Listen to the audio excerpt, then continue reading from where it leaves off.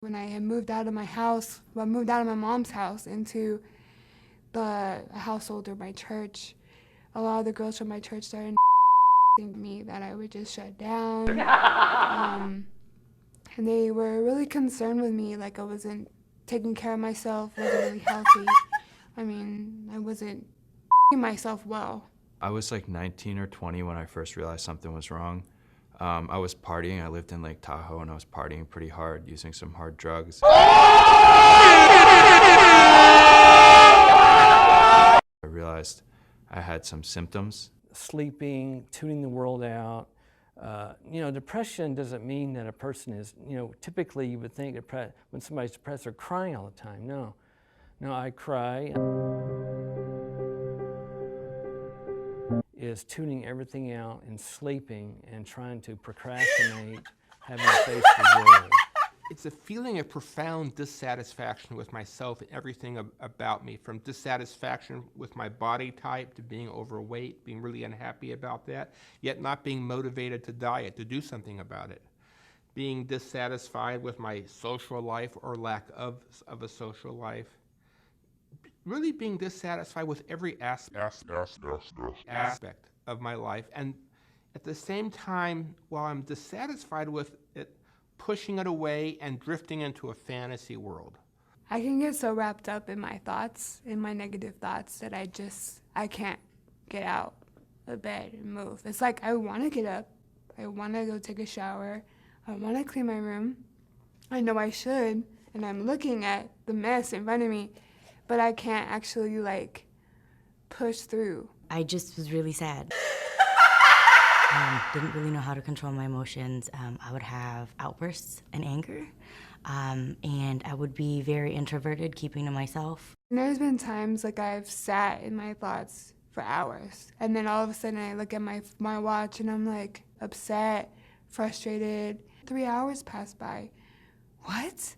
And then I feel really upset, frustrated, because I never feel like I have enough time for everything, because my thoughts are running so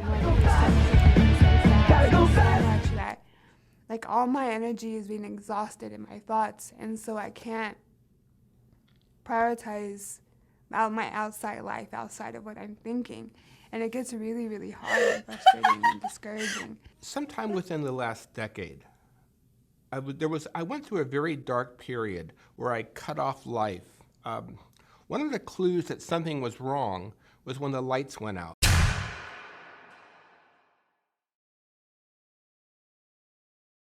Not because there was a power outage, but my power was cut.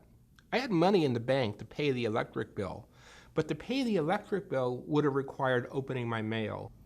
He gets a little agitated, and when he's having a depression himself, and if I go in to wake him up, he wants to be completely left alone. He doesn't want to be talked to. But when the lights went off, that was sort of a wake-up call that something needed to be done. I got the bill paid within a day, but it sparked a bigger question for me, which was, how could I have let this happen? What was actually going on with me that I wouldn't have even opened my mail? It wasn't just, by the way, the electric bills that I didn't open. I didn't open any mail. There was personal mail in a stack this high, addressed. That was a recognition that caused me to start to seek out help. Basically, they were concerned about me being taken care of, and they encouraged me to get therapy. And at first I was really pushy and I didn't want to, and then eventually I decided to go. And then I got diagnosed with major depression and also post-traumatic stress disorder. So I